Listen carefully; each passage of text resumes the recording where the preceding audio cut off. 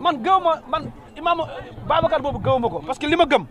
mooy nit waruñu la activer pour nga plainte booy plainte da ngay dem plainte sa propre gré parce que dañoo xam ne ce dossier là il est vide ce dossier là dara nekku ci moo tax ñuy activer ñooñu pour ñu plainte lu tax activer wuñu colonel Kébé mu porte plainte lu tax activer wuñu Ndiaga Seck mu porte plainte loolu mooy dëgg bi mais lu tax ñu bëgg a activer sa kii l'imam là pour mu porte plainte Babacar moom xam nga je ne peux même pas citer son nom parce que voilà oui vous avez vu nous voilà il est libre c'est ça lii mooy Sonko dictateur Bah Diakhaté est libre léegi nag on attend xam naa nag il doit enclencher une autre procédure et nous les attendons et Diomaye Faye c'est le procureur de Sonko et Diomaye Faye et nous attendons dans le combat en tout cas dossier là il est vide Sonko dictateur effectivement bien vrai que ñu ne dañuy xaar ñeneen ñi nga xam ne ñoom ñoo nekkoon ci di joxe seen réaction parce que dégg teel rek na damm na dafay xaw a compliqué ñoom génn nañu di yuuxu naan ki nga xam ne moom mooy Bah Diakhaté bàyyi nañ ko loolu la ñu wax mais nag fii la ñu taxaw xaar effectivement ñoom ñu ngi jubilé mais comme ñun jotaguñu verdict bi exactement jotaguñu aussi li nga xamante ne moom la juge bi wax donc mënaguñ ci wax mais en tout cas bu ñu patienté ñu xaar avocat yi parce que xamaguñu exactement lan mooy verdict bi mais ñoom yëkkati nañu ay kàddu jëmale ko ci li nga xamante ne moom mooy justice bi donc maa ngi xaar en attendant avocat yi génn donc verdict bi génnagul je tenais à le préciser jotaguñu benn verdict donc ñoom nag ñu ngi jubilé am nañ ci droit bu leen neexee nee nañu Bah Diakhaté libre na loolu la ñu wax waaye moo tax ñuy wax libéré tamit waaw xam nga waaw peut-être ñoom xëy na am na ñu ci xam xam nga aussi mooy li ma wax sax sama biir wax ma ne voilà donc ñoom génn nañu jubilé ñu ne Bah Diakhaté génn na léegi nag ñu xaar verdict bi parce que juge bi joxeegul verdict donc loolu laa doon leeral pour que sénégalais yi xam ko mais en tout cas verdict bi jotaguñ ko ñu ngi xaarandi juge bi mu daal di joxe li nga xam ne moom mooy verdict bi. alors ñu jéem a avancer si kanam tuuti di ñaan rek bu fekkee mbir mi jeex na avocat yi daal di génn ñu mën a xam. waaw mais avocat yi ba tey génnagul présent génnagul. voilà. xamoon na nag yuuxu bi lan moo ko waral est-ce que voilà amoon nañu benn information bu fi am donc nan taaxeeru rek si kanam ñu ngi doon ànd ak seen i gàngoor di tëgg di fecc di way di jubilé di génn li nga xam nag moom mooy biir tribunal alkaati yi topp seen ginnaaw donc nan taaxeeru rek du ñàkk avocat yi si kanam dina génn pour teg li nga xam ne nag moo suñu loxo ana ban verdict moo bàyyi ko fii ci tribunal Ocass bu Dakar ki nga xam ne moom mooy Bah Diakhaté libéré nañ ko te su ma toppee ci jàng yi nga xam ne nag jàngat yi Omar Sow wax dafa wax ni Bah Diakhaté même bu fekkee bàyyi nañ ko ci li ñu ngi koy bëgg a topp ci leneen tout à fait waaw xam nga aussi wax ji c'est-à-dire loolu laa bëggoon ñëw parce que d'après propos yi mu tenir dafa ne même bu fekkee bàyyiwuñ ko mun nañ ko toppee leneen lu bokkul ak li ñu ko teg. liñ ko doon plainte ñeneen ñi. daf ko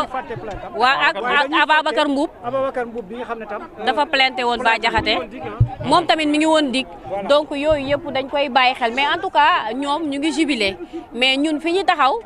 jotaguñu verdict te jotaguñu information loolu mooy information bi ñu leen mën a jox yéen internautes yi avocats yi aussi génnaguñu. donc là ñun nañu nekk ñu am li nga xam ne nag moom mooy suñu waxtaan bi ñu taxawaayu journaliste bañ a topp li nga xam ne nag moom mooy militants yi que ça soit des militants de Pastef wala militants yi nga xam ne nag ñoom ñoo nekk Benno Bokk Yaakaar bu ñu jàllale benn kaddu yi nga xam ne nag xam nañu politique ça rime avec li nga xam ne nag moom mooy manipulation donc ñu moytu yooyu bu baax a baax ndax suba gi ba tey ñu ngi dégg façon information bu ne bu tukkee ci li nga xam ne moom mooy internet bi waaye nag ñi nga xam ne ñoom ñoo yelloo di joxe information yooyu noonu gisaguñu leen maanaam mën naa wax ni avocat wala kenn ki nga xam ne nag moom mooy la partie concerné moom ñëwagu fi daal di rotal ay kaddu moo tax ma leen di wax ni ñu taaxirlu fii ba ci kanam naaj nañ am lu leer exactement mu doon lu wóor comme ni nga ko daal di waxee nu taaxirlu rek pour xam avocat yi bu ñu génnee lan rek li nga xam ne moom mooy ca Cour suprême très bien fàttali tuuti bu baax ci loolu la ñuy bañ quoi li ñu daloon ca Cour suprême ñu jékki-jékki yuuxu joxe li nga xam ne moom mooy résultat. quelques minutes nous am le contraire. très bien loolu nag la ñuy bañ on va attendre li nga xam ne mooy les avocats wala suñu naataango yi nga xam ne ñoo ne ci biir. bu ñu génnee joxe li nga xam ne moom mooy li bon ñu ànd ci ñoom. exactement daanaka loolu rek moom moo fi nekk comme li nga xam ne nag moo di solution parce que ñoom sànq ba léegi ñoo fi nekkoon di wax li nga xam ne nag moo di presse bi si wàllu manipulation alors tey jii ñu ngi fi taxaw depuis si suba léegi amaguñu benn verdict boo xam ni c'est officiel bàyyi ko fii ci tribunal hors classe bu Ndakaaru ndax am na suñuy confrères yu nekk ci biir ak suñuy consoeurs à chaque fois depuis suba léegi ñoom ñoo ñuy jox xibaar bi nga xam ne moom moo fay daal di bàyyeekoo pour l'instant waxaguñu dara li nga xam ne nag moom moo fa am waaye aussi avocat yi nga xam ne ñoom ñoo fa nekk génnaguñu pour wax nu lan rek moom moo fa daal di bàyyeekoo donc ñoom bu ñu yuuxoo li nga xam ne nag moom moo di victoire ñun suñu rôle mooy ñu daal teey ba am li nga xam ne nag moo di xibaar bu wóor pour nu mën ko baaxee mbokk internautes yi nga xam ne depuis si suba léegi ñu ngi nuy topp pour xam fu war nag di mujjee gëtam si li nga xam ne nag moo di mbirum Bah Diakhaté ak kàddu gi ci information bi ñu mujjee jot moom mooy procureur moom moo sàkk woon bien avant waaw exactement loolu réquisition procureur sax ba ñu si waxtaane mooy 6 mois ak li nga xam ne nag moo di 100 000 francs xam nga sànq aussi wax naa ko ma ne il faut pas ñu jaawale réquisitoire bi le réquisitoire et le verdict du benn xam nga foofu loolu tamit il faut ñu bàyyi ci xel bu baax a baax parce que sànq am na ñu commencé wax naan emprisonnement du emprisonnement ba ci attaqué ay non condamnation amagul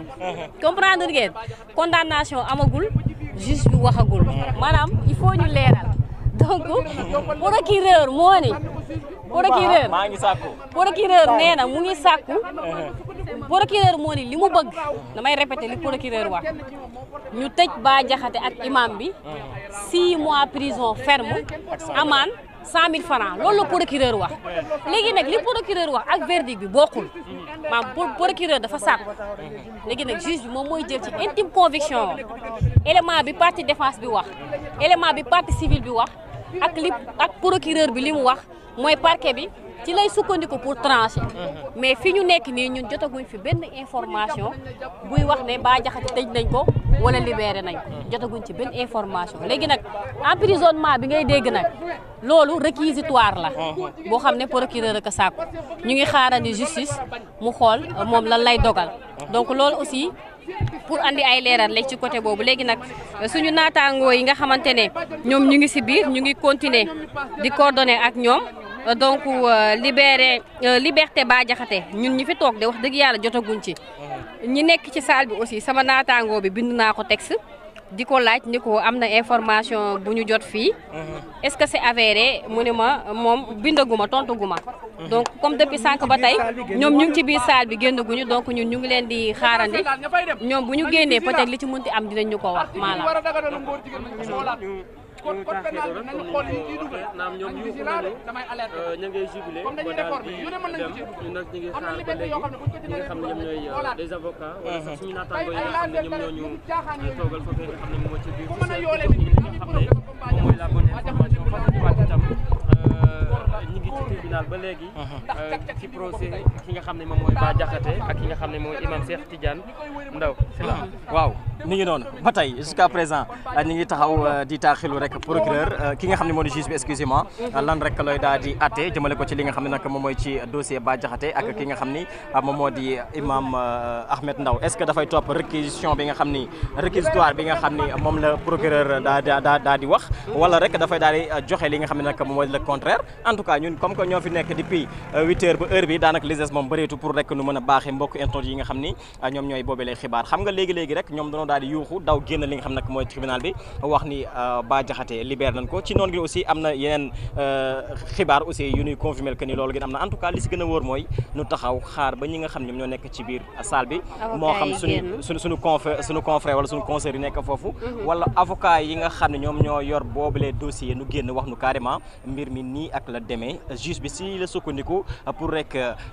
libérer ki nga xam ne nag moo di Bah Diakhaté wala le contraire en tout cas pour bañ avancer trop ci li nga xam ne nag moom moo di boobule verdict lu si gën wóor daal mooy alburax nu xaar juge bi lan mooy doon appréciation ci boobule mbir à travers li nga xam ne nag moo di avocat yi ñoom ñu war a relater li nga xam ne nag moo root fii ci biir tribunal bu Ndakaaru alors Fatima je pense que yëf yi ñu ngi gën di avancer naam ñoom yuuxu nañu ba dem waaye ba léegi ñu ngi fi nga xam ne moom mooy ci tribunal bi lay maa ngi koy wax sànq damay bañ li nga xam ne moo ñu daloon ca cour suprême dalaat ñu ndax nag loolu loolu dafa nekk loo xam ne ñun du suñu c'est-à-dire du suñu rôle quoi en fait c'est-à-dire ñun li suñu rôle moom mooy joxe li nga xam ne mooy la bonne information waruñ ànd ak ñoom ci li nga xam ne mooy mumbaay bi ndax ñu bari ba ñu yuuxoo rek dañoo ànd ak ñoom ci yuuxu bi ndax lan jàpp nañ ne ki nga xam ne mooy mooy Bah Diakhaté dañ koo libéré. non loolu la ñu wax. te ñi ngi xaar da ngay wax ni loolu la ñu wax dañu ne Bah Diakhaté. oui dañ ko relaxé pure et dur. donc loolu nag ak suñu naataango yi am ñi nga xam ne ñu ngi ci biir. jotaguñu wax information yi jëm ci loolu ñu ngi taaxirlu. te loolu je crois que.